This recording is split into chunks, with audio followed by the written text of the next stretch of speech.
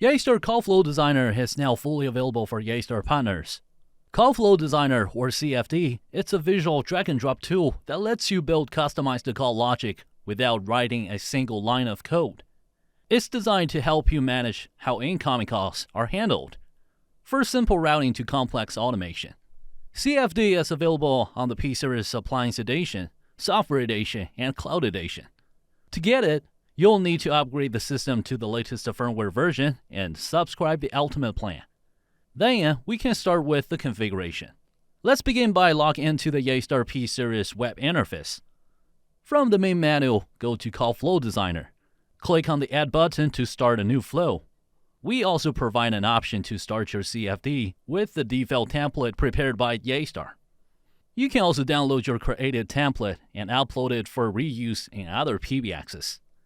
Here we choose Start from Scratch to create a brand new call flow. Enter a name for the call flow, something descriptive like mainline routing.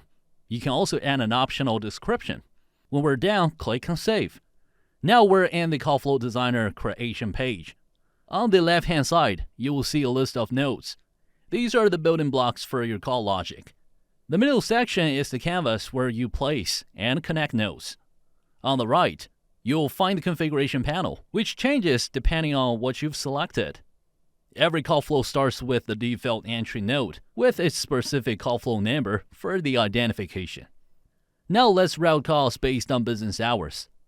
Drag in a business hour node and connect it to the entry node. Double-click, then to define your opening hours.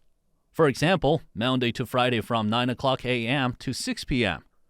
From the business hours, there are two possible paths. One for match, meaning within working hours, and another for unmatched, meaning outside of these hours. For matched hours, let's add a menu, which will be our IVR for the incoming calls. Drag the menu node onto the canvas and connect it. This allows you to offer callers options like press 1 for sales, press 2 for support.